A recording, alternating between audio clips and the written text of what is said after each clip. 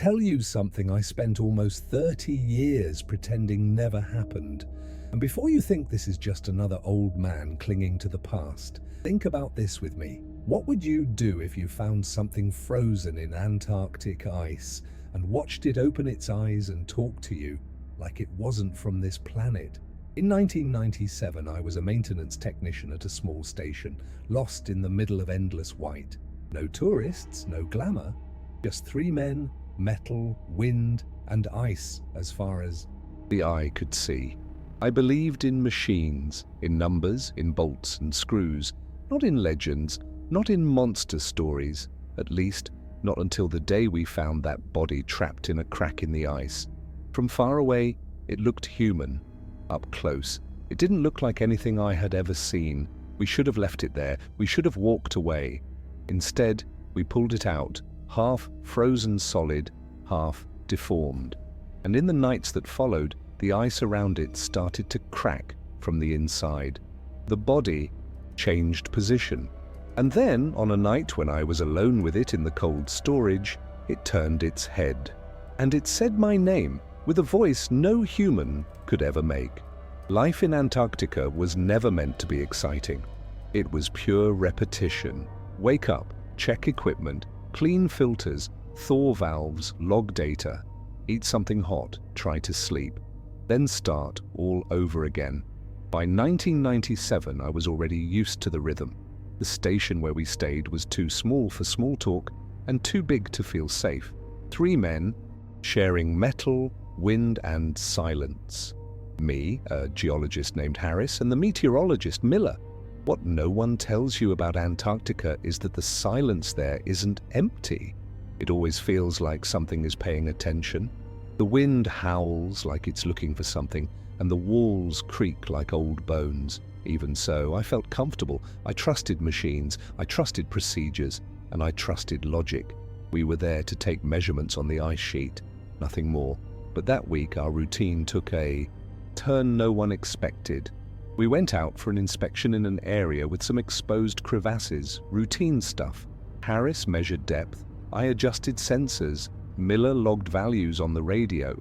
That was our tiny world turning like it always did, until I saw it. At the bottom of a narrow opening, there was a dark, vertical shape. At first, I thought it was some piece of equipment left behind by an old expedition. Then, when I got closer, I realized it had arms, shoulders, a head tilted forward like someone frozen mid-step. The skin, if that was skin, it was pulled tight, like dried leather. And the face didn't fit. It was human, but wrong. As if whoever molded that face had only a bad photograph to work from. Harris thought it was an old body, maybe a lost explorer. Miller said it was a bad sign and that we should notify the main station. I could only stare at it and feel that there was something far too wrong in the way the spine was twisted, as if the bones were in the right places but had been bent by someone who didn't really understand what they were doing. Even so, we did what any team would do. We catalogued it, took pictures, and with some effort, brought that block of ice back to the station's cold storage. We didn't talk about it again that night. We pretended it was just science. But the atmosphere changed, the air changed, and the station felt tense, like it had just gained a new inhabitant. The first thing happened on the very night we brought the body into cold storage. And to be honest, I should have realized right then that nothing about this was normal. But when you're out there with -15 inside the station and -40 outside, your mind tries to rationalize everything. That's how you stay sane. We left the ice block resting on a metal rack, strapped down so it wouldn't tip over. Harris said that once the main station authorized it, they'd send a team to collect it. Until then, all we had to do was store it. Just wait. Easy. But around 2 in the morning, while I was checking the electrical panels in the hallway, I heard a sound coming from the storage room. It wasn't ice cracking. I know that sound very well. It was deeper, muffled, almost like a movement trapped inside, a shift in weight inside the block itself. Imagine what it's like to stand still in the dark, listening to ice that's supposed to be solid move. I turned on my flashlight and went over there. I walked in slowly, trying to keep my breathing steady. The air was so cold, every exhale felt like it snapped in half. I aimed the beam at the block and saw droplets of water running on the inside, not the outside, as if the ice was thawing from the center outward around the body. That made no sense. I called Miller right away. He came in half asleep, annoyed, looked at it for a few seconds and said it must be old air bubbles. Then he went back to bed. It was easier to believe that than to accept that something was moving inside, but the signs didn't stop. The next day, when I measured the internal temperature of the storage room, I noticed that one of the body's arms, which had been bent down, was now a few centimeters higher. I thought I was mistaken. I asked Harris, and he swore the arm used to touch the side of the ice. Now it was suspended, like it had tried to move during the night. On the third night, I heard another sound, not a crack, not a pop, a hit, a single, solid blow. From inside the block, like someone was pounding a fist against the ice wall. And right then, hearing that impact in the absolute silence of Antarctica, I felt my body go colder than the air around me, because someone, or something, was trying to get out. The fourth night was when the present stopped being suspicion and became certainty. The whole station felt smaller, tighter, like the air was too heavy for 3 men to share. Harris avoided walking past the storage room. Miller pretended nothing was happening, but I saw his hand shake when he picked up the radio. And me, I wasn't sleeping anymore. Every small creak made me get up. That dawn, I went to the storage room alone. The hallway was dark, lit only by the faint glow of emergency lights. My footsteps echoed like I was walking inside a metal tube. When I reached the storage door, I heard a sound I still can't describe without my stomach tightening. It was breathing, but not the human kind. It was too short, too fast, like the body was trying to imitate breathing without any lungs. Working. I opened the door slowly. The flashlight trembled in my hand. The beam cut through the freezing air and hit the ice block head-on. And that's when I saw something had changed yet again. The creature's face, which had been down, angled away, was now turned directly toward me. I felt my whole body freeze. The face wasn't human, but it was trying to be. The eyes were almost aligned, but one was bigger, more open, like it was forcing the shape to match what it thought a human face should look like. The mouth, which had been closed, was now half open. The ice around the jaw was cracked from the inside. And then came the sound. It wasn't a voice, not yet. It was a deep, wet crack, like old joints adjusting after decades. Then another and another, as if it were testing its own body inside the ice. I stepped back 2 paces. The creature answered by shoving the whole block forward, making the metal groan. It was subtle, but enough to make one thing clear. It could hear me. It reacted to my movements. Then, while I was still trying to understand what was happening, I heard something that broke me inside. A series of quick, rhythmic clicks, almost like code. 3 clicks, pause, 2 clicks, pause, 3 clicks again. That wasn't random. It was communication. And when I managed to take one more step back, the block shook again. A rough sound came from within, like an attempt at a voice fighting through ice and flesh at the same time. It wasn't just waking up, it was answering. I tried to rationalize it. Of course I did. Anyone would before accepting the idea that something trapped in ice was communicating. I spent the rest of the night sitting in the main room with my hands clasped, staring at the floor like numbers and logic were going to show up in the wood grain. The wind outside was howling loud, but inside the station, the silence felt wrong. The kind of silence that hides something living. Harris said I was seeing what I wanted to see. He said, "Fatigue makes you misinterpret sounds. The gases trapped in ice can crack in strange patterns. That the mind creates movement where there's none. I let him talk because it was easier to listen than to explain what I'd seen. But Miller believed me. He never admitted it out loud, but I watched the way he locked the storage door with both hands, how he volunteered for extra shifts, just so he wouldn't have to pass by the creature alone. We didn't discuss it anymore. It was a silent pact, a shared fear, even without words. But that night, the creature's behavior changed. The clicks turned into something longer, more rhythmic, like it was repeating what it had tried before and pushing a little further. It sounded like someone learning syllables, someone who should not have known what syllables are.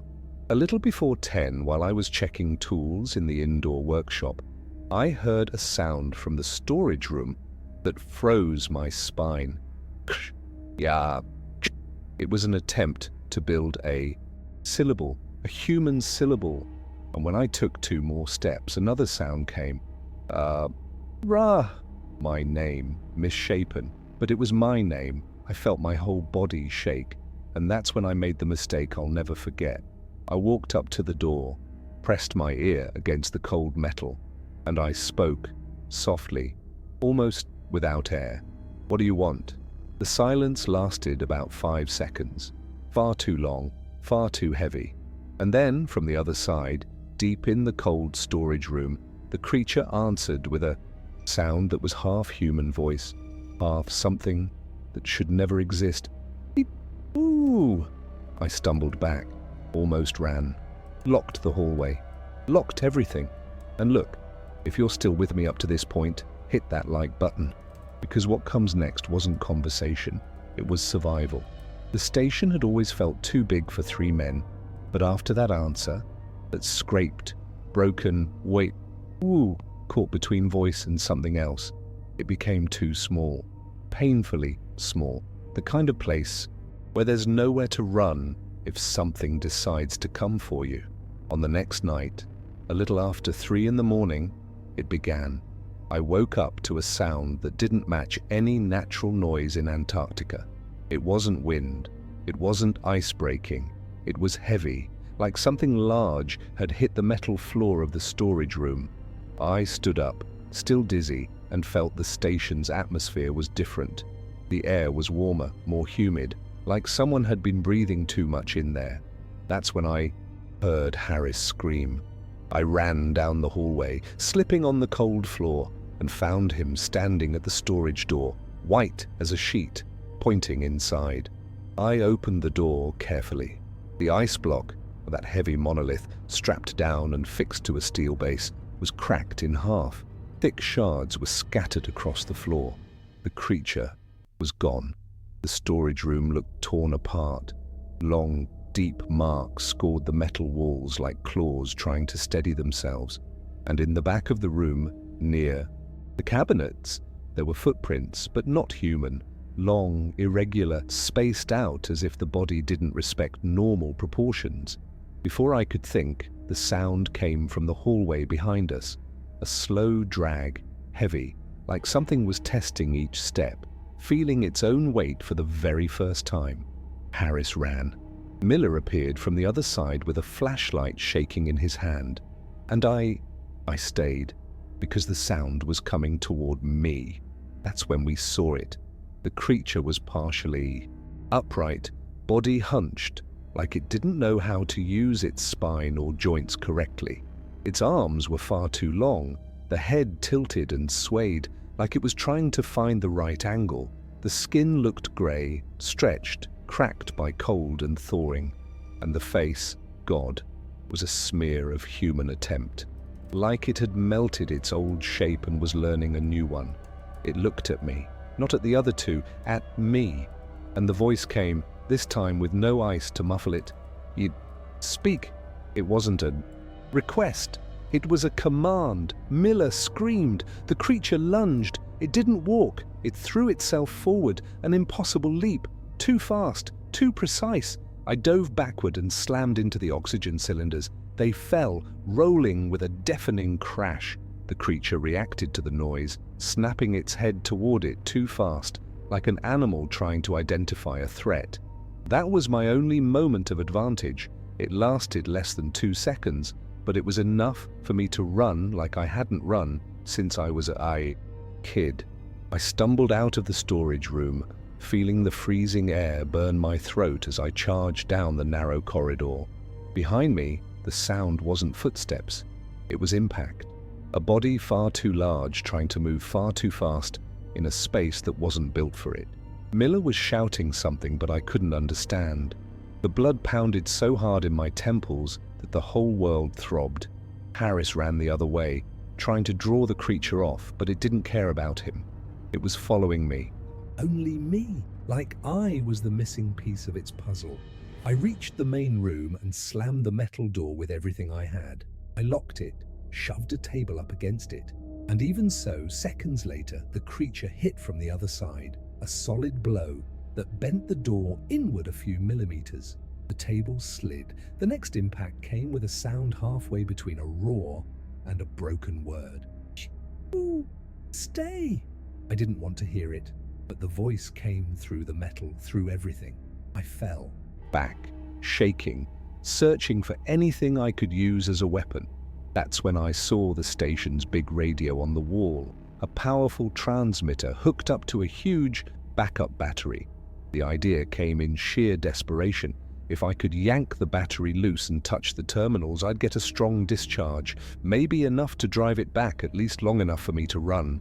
The door bulged again. The hinge screamed. I tore the radio panel off with my bare hands, feeling metal slice my fingers.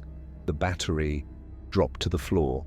The creature hit the door again, and this time it gave way a few centimeters, just enough space to show half of its face, one warped eye fixed on me. It tried to say something. You run? It wasn't a threat. It was understanding. It was figuring out what I was going to do before I even did it. I pressed the battery terminals together. A massive spark cracked through the air, filling the whole room with a blue flash. The sound was so loud, it echoed through the entire structure. The creature recoiled, its body shaking like the energy had ripped through whatever flesh or form it was trying to hold.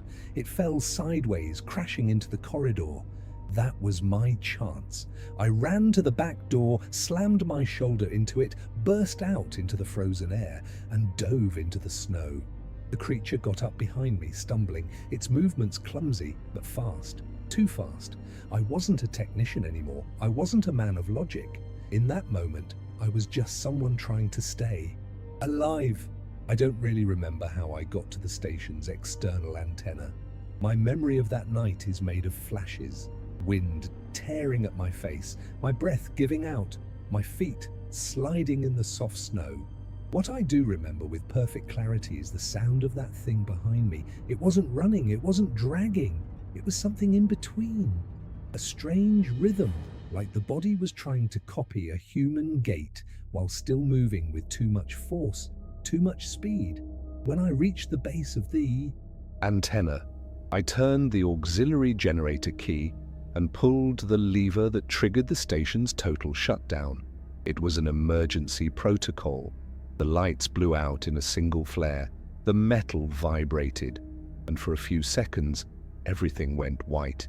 When my vision came back, the thing wasn't there anymore. I couldn't hear footsteps, I couldn't hear a voice, just the wind, a strong, vicious wind that wiped out every trace and carried away anything that had weight or meaning. The next morning, the main station received our evacuation request. The report? Short, technical, full of lies. I never told them what I saw or what I heard.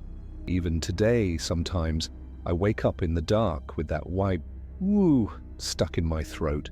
And if this story stayed with you until now, hit the like button. If you want to hear more stories like this, subscribe to the channel. And to make sure you don't miss any of them, turn on the notification bell.